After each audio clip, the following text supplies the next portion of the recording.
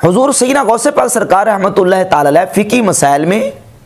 اجتہادی مسائل میں امام احمد بن حنبل رحمۃ اللہ علیہ کے پیروکار ہیں، ان کے مقلد ہیں۔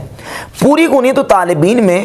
جہاں بھی فقہی اور اجتہادی مسائل انہوں نے ذکر کیے ہیں، امام احمد بن حنبل رحمۃ اللہ کی تقلید میں ان کی فقہ کو فالو کرتے ہوئے آپ نے تحریر فرمائے۔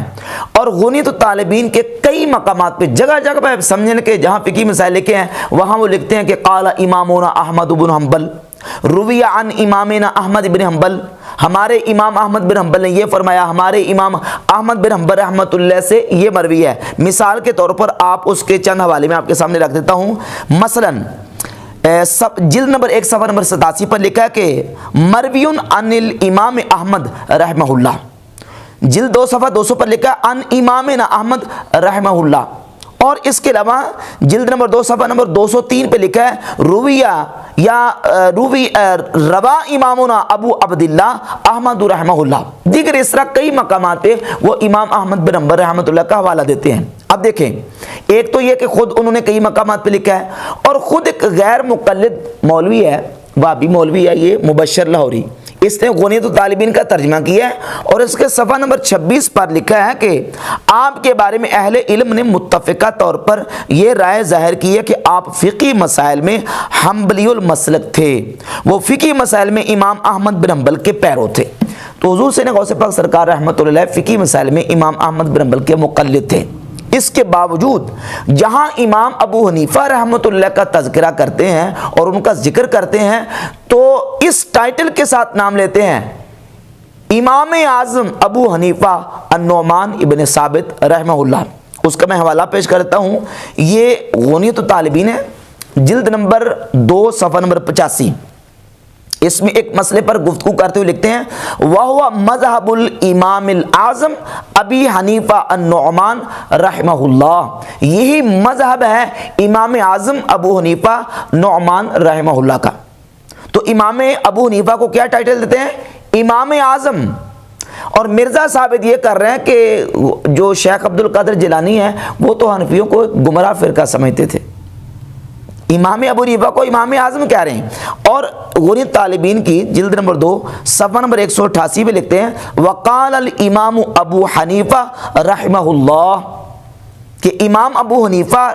رحمہ اللہ نے بے نمازی کے بارے میں یہ کہا ہے کہ لا یقتل، اس کو قتل نہ کیا جائے، ولیکن یحبس، بلکہ اس کو قید میں ڈال دیا جائے، حتی یصلی، حتیٰ کہ وہ نماز پڑھنی شروع کر دے، فیتوب، پس توبہ کر لے، او یموت فی الحبس، یا کہ وہ قید میں ہی مر جائے۔ تو کہتے ہیں وقال الامام ابو حنیفہ رحمہ اللہ، امام ابو حنیفہ رحمہ اللہ نے یہ فرمایا۔ اور اسی کتاب کی جلد نمبر 1 کے صفحہ نمبر 116 پر سیدنا شیخ عبد القادر جیلانی غوث پاک سرکار رحمۃ اللہ تعالی علیہ جہاں امر بالمعروف اور نہی عن المنکر کا ذکر کرتے ہیں تو امر بالمعروف کے حوالے سے گفتگو کرتے ہوئے کہتے ہیں کہ مسائل 2 طرح کے ہیں۔ ایک تو وہ ہیں کہ جو تمام مسلمانوں کے ہاں متفقون علیہ ہیں، تو اس میں ہر عام اور خاص بندہ لوگوں کو بھلائی کا حکم دے گا۔ مثلا 5 نمازیں فرض ہیں تو اب نماز کے لیے ہر عام خاص مسلمان لوگوں کو ترغیب دے گا۔ اور کچھ وہ مسائل ہیں کہ جن کو ما لا یعرفہ الا الخواص، جس کو صرف خاص لوگ جانتے ہیں، تو اس میں امر بالمعروف صرف خاص لوگ دیں گے۔ اور ایک فرماتے ہیں اما اذا کان الشیء مما اختلف الفقہاء فیہ وساغ فیہ الاجتہاد، اور ایک وہ معاملہ ہے کہ جس میں فقہاء کا اختلاف ہے اور اس میں اجتہاد کو دخل ہے، کشرب عام النبیذ مقلدا لابی حنیفہ رحمہ اللہ، جس طرح امام ابو حنیفہ رحمہ اللہ کا مقلد ہو کر نبیذ تمر یعنی کھجور کا جو شربت بنایا جاتا ہے اس کو پینا۔ تو کہتے ہیں کہ وتزوج امرأۃ بلا ولی، اور بغیر ولی کی اجازت کے عورت کا نکاح کرنا، علی ما عرف من مذہبہ، جس طرح کہ امام ابو حنیفہ کا مذہب معروف ہے، لم یکن لأحد ممن هو علی مذہب الامام احمد والشافعی رحمہم اللہ الانکار علیہ، جو امام احمد بن حنبل کے مذہب پر ہے اور جو امام شافعی کے مذہب پر ہے اس کو یہ اجازت نہیں ہے کہ وہ کسی حنفی پر انکار کرے۔ کیوں؟ اس لیے کہ حنفی اپنے امام اعظم ابو حنیفہ رحمہ اللہ کا مقلد بن کر نبیذ تمر پی رہے ہیں، اور امام ابو حنیفہ کے جو اجتہادی بیان کردہ مسائل ہیں ان کے مطابق وہ اپنے مجتہد کے مطابق عمل کر رہا ہے۔ یہ ہے ان کا پوائنٹ آف ویو حضور سیدنا غوث پاک سرکار رحمۃ اللہ کا فقی اور اجتہادی مسائل میں اور تقلید کے مسئلے پر، اور امام اعظم ابو حنیفہ رحمۃ اللہ علیہ اور حنفیوں کے بارے میں۔ اب ایک الحاقی عبارت جو کہ بعض میں معاندین اور متعصبین نے غنیت الطالبین میں ملا دی، اس کو لے کر مرزا ڈڈورا پیٹ رہا ہے۔ انہوں نے جو گمراہ فرقے لکھے ہیں نا دوزخ میں جانے والے، ان میں انہوں نے حنفیوں کو بھی لکھ دیا ہوا ہے کہ شیخ عبد القادر جیلانی نے حنفی فرقے کو گمراہ قرار دیا ہے۔ حالانکہ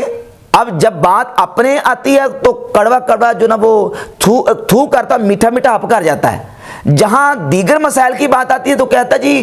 دارالکتب العلمیہ بیروت جو ہے نا اس کے پاس کاپی رائٹس ہوتے ہیں، تو وہ نسخہ آن کیا جائے گا جس کو دارالکتب العلمیہ نے چھاپا ہے۔ اب یہ غنیت الطالبین کا یہ نسخہ جو ہمارے پاس موجود ہے، یہ دارالکتب العلمیہ نے ابو عبد الرحمن صلاح بن محمد بن عبیدہ اس کی تحقیق کے ساتھ شائع کیا ہے۔ اب اس نسخے میں جب ہم دیکھتے ہیں تو بالکل جو حوالہ غیر مقلدین دیتے ہیں اور مرزا حوالہ دیتا ہے کہ حنفیوں کو گمراہ فرقہ لکھا گیا ہے،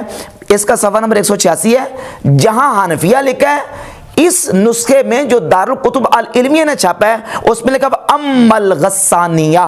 فہم اصحاب غسان ابن ابان الکوفی، وہاں حنفیہ کی جگہ پہ غسانیہ لکھا ہے۔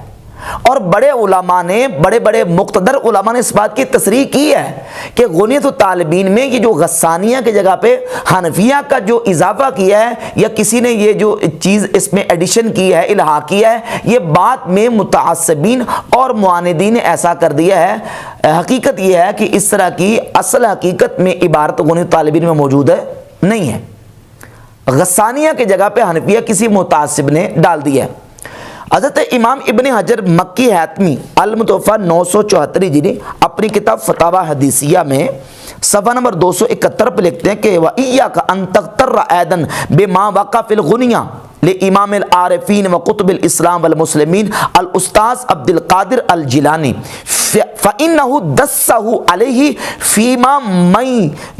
سَيَنْتَقِمُ اللَّهُ مِنْهُ وَإِلَّا فَهُوَ بَرِيٌّ مِنْ ذَلِكَ۔ کہتے ہیں کہ بچ کے رہنا، کہیں جو ہے نا وہ ایسے اس چیز میں نہ پڑ جانا کہ غنیت الطالبین جو شیخ عبد القادر جیلانی رحمۃ اللہ علیہ کی کتاب ہے اس میں معاندین نے دسیسہ کاری کی ہوئی ہے، اور ان دسیسہ کاریوں میں سے یہ دسیسہ کاری بھی ہے کہ غنیت الطالبین جس میں غسانیہ کا ذکر تھا، معاندین اور حنفیوں کے متعصبین جو ہے انہوں نے وہاں غسانیہ کی جگہ پہ حنفیہ کا اضافہ کر دیا، اور مرزا اب اس جو محرف نسخہ ہے اس کو لے کے ڈنڈورا پیٹ رہا ہے کہ دیکھیں جی اس میں حنفیہ کو گمراہ فرقہ قرار دیا۔